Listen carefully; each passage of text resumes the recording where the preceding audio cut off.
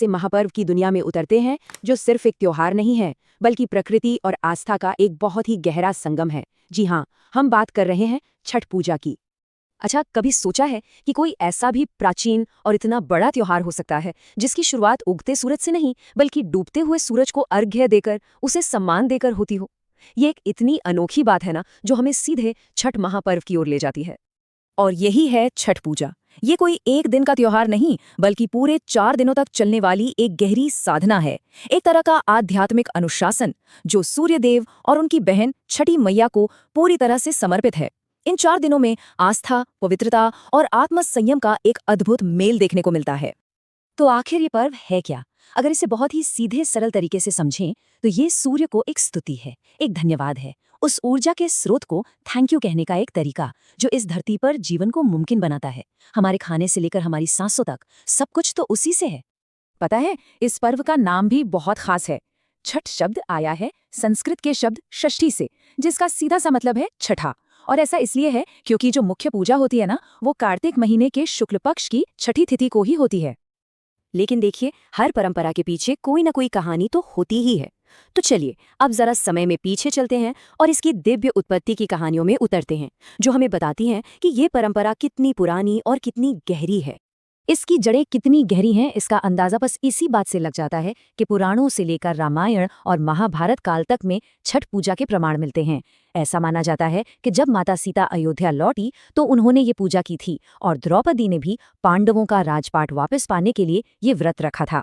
लेकिन जो सबसे प्रमुख और प्रचलित कथा है वो राजा प्रियव्रत की है। वो संतान न होने की वजह से बहुत दुखी और शोक में डूबे हुए थे। तब महर्षि कश्यप के कहने पर उन्होंने एक बहुत बड़ा यज्ञ किया। लेकिन किस्मत देखिए, यज्ञ के बाद भी जो पुत्र जन्मा वो मृत था। अब राजा इतने शोक में थे कि वो अपने प्राण त्यागने ही वाले थे कि तभी एक दिव्य प्रकाश के साथ ब्रह्मा जी की मानस पुत्री देवी षष्ठी वहां प्रकट हुई। उन्होंने राजा से कहा, राजन, तुम मेरी पूजा करो और इसके लिए दूसरों को भी प्रेरित करो। कहते हैं देवी की कृपा से राजा का पुत्र फिर से जीवित हो गया, और बस माना जाता है कि तभी से षष्ठी देवी यानी हमारी प्यारी छठी मैया की पूजा की ये महान परंपरा शुरू हुई। तो ये तो थी कथा जो हमें इस व्रत की शक्ति के बारे में बताती है। पर सवाल यह है कि ये 4 दिनों की भक्ति निभाई कैसे जाती है? ये कोई आसान काम नहीं है। ये शुद्धता, अनुशासन और समर्पण की एक बहुत ही कठोर साधना है। इसकी शुरुआत होती है नहाए खाए से। नाम से ही साफ है, नहाकर खाना। इस दिन जो व्रत रखते हैं, जिन्हें व्रती कहा जाता है, वो किसी पवित्र नदी में स्नान करते हैं और फिर एकदम शुद्ध सात्विक भोजन, जिसे कद्दू भात कहते हैं, उसे ग्रहण करते हैं। ये एक तरह से तन और मन दोनों की शुद्धि का प्रतीक है। नहाए खाए के बाद आता है दूसरा दिन, खरना। इसमें व्रती शाम को प्रसाद ग्रहण करते हैं और इसके ठीक बाद शुरू होता है लगभग 36 घंटे का कठोर निर्जला व्रत, जिसमें पानी की एक बूंद भी नहीं पी जाती।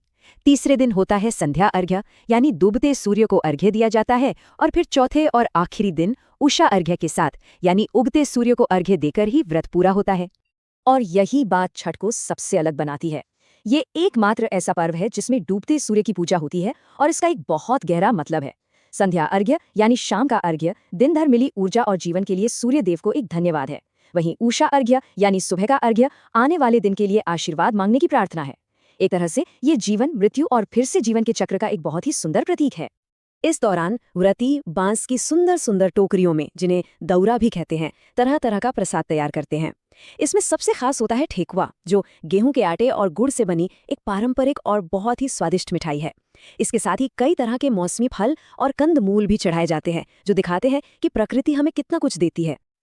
तो क्या छठ सिर्फ एक पूजा या कुछ रीति रिवाजों का नाम है? नहीं, बिल्कुल नहीं। ये उससे कहीं ज्यादा, कहीं बढ़कर है। चलिए देखते हैं कि कैसे ये त्योहार हमारे सामाजिक और आध्यात्मिक जीवन को गहराई से छूता है। देखिए, छठ का असली महत्व कई बातों में छिपा है। ये सामाजिक एकता को बढ़ाता है, क्योंकि पूरा का पूरा समाज बिना किसी जात पात के भेदभाव के एक साथ घाटों पर आता है। ये हमें आध्यात्मिक अनुशासन और आत्मसंयम का पाठ पढ़ाता है। ये प्रकृति के साथ हमारे गहरे रिश्ते का जश्न मनाता है। सूर्य, जल और पृथ्वी सबका सम्मान करता है। और शायद सबसे जरूरी बात यह है कि इसे अक्सर सबसे ज्यादा पर्यावरण अनुकूल त्योहारों में से एक माना जाता है, जो इसे आज के समय में और भी ज्यादा प्रासंगिक बना देता है। और ये सब कुछ हमें एक आखिरी सवाल पर लाकर छोड़ देता है। आज की इस भाग दौड़ भरी दुनिया में हम धैर्य, पवित्रता और प्रकृति के प्रति आभार जताने वाली इस प्राचीन परंपरा से असल में क्या सीख सकते हैं? ये एक ऐसा सवाल है जिसके बारे में हम सबको सोचना चाहिए। अगर आप भी छठी मैया में आस्था रखते हैं तो कमेंट्स में जय छठी मैया जरूर लिखिएगा और ऐसी ही दिव्य जानकारियों के लिए हमारे चैनल डिवाइन हब को सब्सक्राइब करना मत भूलिएगा।